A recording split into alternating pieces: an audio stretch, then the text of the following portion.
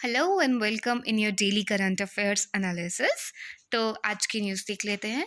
The first one is union government has decided to raise the limit for foreign direct investment for defence manufacturing from 49% to 74% under the automatic route. ठीक है, अब आपको FDI पता होना चाहिए। FDI actually में होती क्या है, जब सपोज इंडिया में आपकी कोई एक कंट्री है, जब उसी एक कंपनी ने क्या किया, किसी और कंट्री में एक और कंपनी ओन की। ठीक है, when a company ons another company in a different country, तो उस तब हम क्या कहते हैं, मतलब उसी को क्या कहती है, एफडीआई लगती है।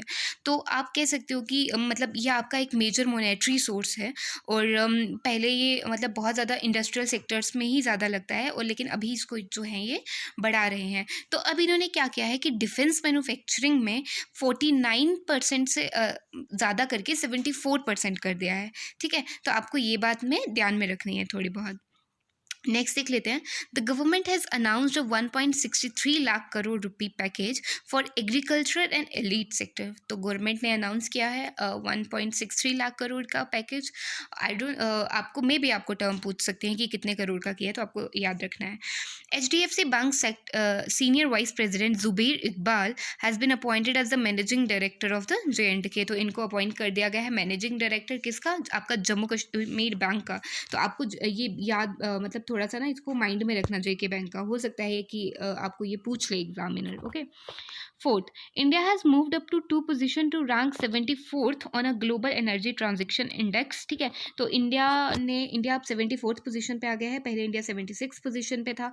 आपका एनर्जी ट्रांजिशन इंडेक्स, तो ये आपका कौन ये रिपोर्ट आपकी कौन जनरेट करता है, तो ये आपका वर्ल्ड इकोनॉमिक फोरम जो है ये जनरेट करता है। आपका WHO वगैरह ये सब जैसे बाकी चीज़ें होती है ना, वैसे ये एक आपका वर्ल्ड इकोनॉमिक फोरम भी होता है। काइंड ऑफ ये एक्चुअली में ये एक NGO है। ओके, और जितने भी आपके पब्लिक प्राइवेट कॉर्पोरेशन होते हैं, ये उन चीज़ों को देखता है। 1971 में आपका वर्ल्ड इकोनॉमिक फोरम बना था। हेडक्वार्टर्स इसके स्विट्ज़रलैंड में है आपके। तो ये छोटी सी चीज़ें थी, इसमें आपको ये ध्यान में रखना है। Scientific at the international advance research centre for powder metallurgy and new material ARCI and Shri Chitra Tirunal institute of medical science Thiruvananthapuram, both autonomous institute under the Department of Science and Technology, have jointly developed new generation iron manganese based alloy for biodegradable metal implants for use in human। अब आपको इतना पता होगा कि I think आपको ये पता होना चाहिए कि आपके ये जो बायोडिग्रेडेबल मेटल्स हैं ये आपकी बॉडी में यूज़ होते हैं, जो क्या करते हैं, आपकी टिश्यू ग्रोथ को सपोर्ट करते हैं। जैसे कि आपका ऑर्थोपेडिक हो गया, कार्डियोवेस्कुलर हो गया, पीडियाट्रिक हो गया। ठीक है, तो इन सब चीज़ों में क्या होते हैं, ये यूज़ होते हैं।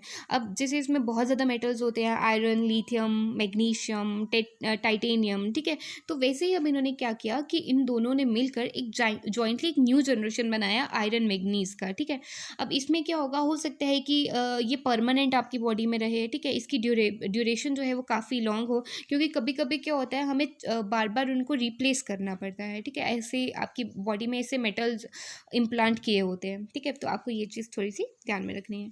Shivdas Meena, additional secretary in the ministry of housing and urban affairs, has been appointed as the chairman central pollution control board.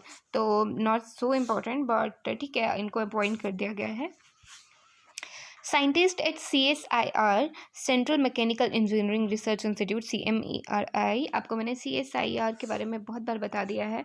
और इन दोनों ने मिलकर दुर्गापुर में इनका शायद इनके हेडक्वार्टर्स हैं, या दुर्गापुर की जो ब्रांच है, have develop 2 mobile indoor disinfection sprayer unit to combat COVID-19। अच्छा, अब इसमें क्या होगा कि मोबाइल इंडोर डिसइंफेक्शन स्प्रेयर्स मतलब एक काइंड ऑफ स्प्रेयर है। ज़्यादा आपकी ये जो हॉस्पिटल्स वगैरह में जैसे यूज़ होती है, वैसे ही ये भी यूज़ होगी। और ज़्यादा इसमें एक प्लस पॉइंट क्या है कि जैसे आपकी सपोज़ कोई आप किसी जगह को बहुत फ्रीक्वेंटली टच कर रहे हो। ओके, जैसे आपका कीबोर्ड हो गया, स्विच हो गए। ठीक है, तो ये उनको क्या करेगी, आसानी से डिसइंफेक्ट कर पाएगी। तो ऐसा है ये इसका system. Research from the History Museum of Denmark had discovered a new parasitic fungus species via Twitter. ठीक है, तो इन्होंने ये एक न्यू पैरासिटिक फंगस स्पीशीज़ जो है ये डिस्कवर की है, जिसको आई थिंक ट्रोग्लोमाइसस ट्वीटरी करके इन्होंने इसका नाम दिया है। तो पूछ सकते हैं कि किसने किया, तो म्यूजियम ऑफ डेनमार्क ने। Okay, Iran representative at organization of the petroleum exporting countries, यानी कि जिसको आप अपनी ओपेक कंट्रीज़ कहते हैं, ईरान के जो रिप्रेजेंटेटिव थे वहाँ पे हुसैन केजमपोर अर्देबिली पास्ट अवे, उनकी डेथ हो गई। अब आपको इसमें इंपॉर्टेंट याद रखने वाला क्या है, ओपेक कंट्रीज़। तो आपको पता होगा कि आपके ओपेक कंट्रीज़ में आपके 15 मेंबर्स होते हैं, जैसे आपका यूकेडर, अल्जीरिया हो गया, एंगोला हो गया, आपका कॉन्गो हो गया, ठीक है। तो अब ये लाइक फर्स्ट टाइम आपका 1960 में बना था बगदाद में। ये बगदाद में बना था।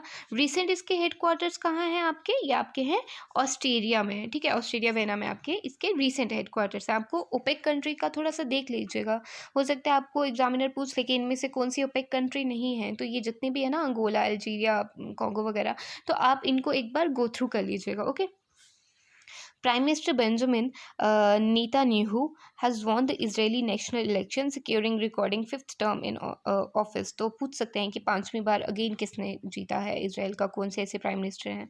तो आप प्लीज़ इसको भी ध्यान में रखिएगा। ये आपके परसों के सवालों के जवाब हैं, और ये आपके रिसेंट क्वेश्चन हैं। आप ये दोनों क्वेश्चन जो है वो देख लीजिएगा, ठीक है, और इनके जवाब हमें कमेंट सेक्शन में दे दीजिएगा। That's all for the day. Thank you so much. Keep watching, keep learning.